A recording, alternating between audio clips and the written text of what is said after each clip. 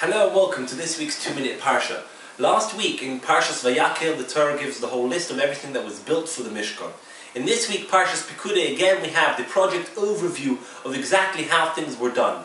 After telling us that Betzalel and Oliav, along with the other Leviim, under the auspices of Aharon's son, Isamar, built the actual Mishkan, the Torah makes a list of how much gold, how much silver, how many shkolim, etc., of all the donations that were brought, and what each specific thing was used for. The Torah then goes into more depth and more details of how everything was made, in what order they were made.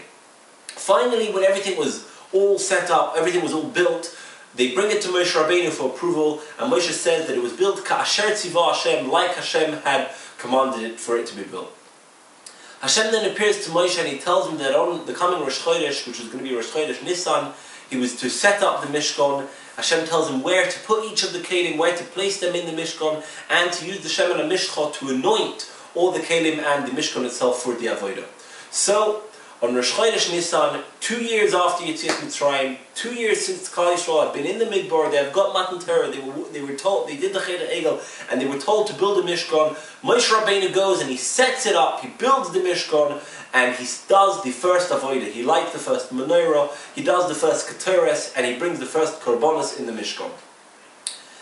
And Aharon and his sons, along with Moshe, wash their hands in the Kiyar for the first time, starting thereby commencing the beginning of the Avodah in the Mishkan.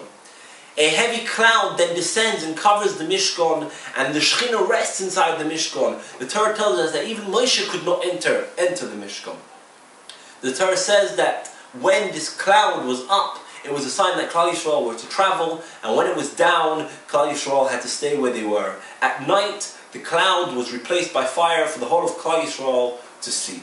In summary, in this week's Parsha, we start off with the counting of all the donations that Klal Yisrael brought for the Mishkan, what everything was. Then we have the construction of the parts and the kelim, the vessels of the Mishkan. And then finally Moshe sets up the Mishkan and he does the Avodah in the Mishkan, and the Shechina rests in the Mishkan. And may we all be zeicher to have our own Beis HaMikdash b'mher b'yameinu, amen. Hope to see you all next week.